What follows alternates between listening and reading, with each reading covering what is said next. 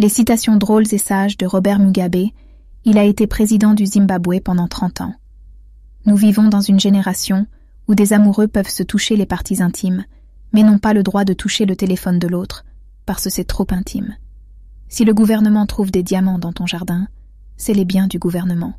Mais s'il trouve du cannabis, mon ami, c'est à toi seul. Les voisins diront toujours qu'ils ont vu la fille que tu as ramenée la nuit dernière. Mais ils ne verront jamais le voleur qui est entré dans la maison en plein jour.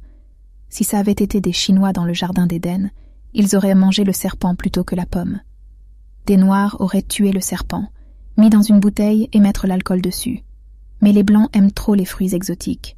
Résultat, ils ont mangé la pomme. Journaliste. Pas de sexe avant le mariage.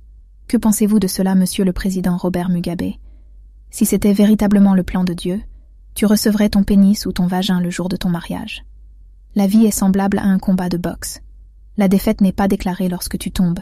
Elle est déclarée lorsque tu refuses de te lever. Te relever une dernière fois d'une chute pourrait marquer le début de la meilleure partie de ta vie. Les femmes qui se rasent les sourcils et les dessinent au crayon ne devraient pas demander de l'argent pour faire leurs cheveux. Elles peuvent très bien se raser les cheveux et dessiner au crayon la coiffure de leur choix.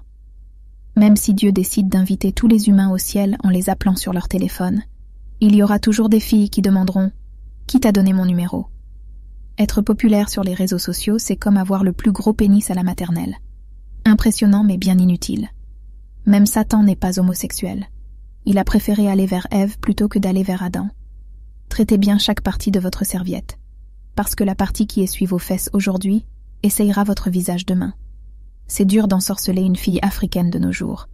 Chaque fois que tu amènes un bout de ses cheveux à un sorcier, c'est une Brésilienne innocente qui devient folle, ou alors une usine en Chine qui prend feu.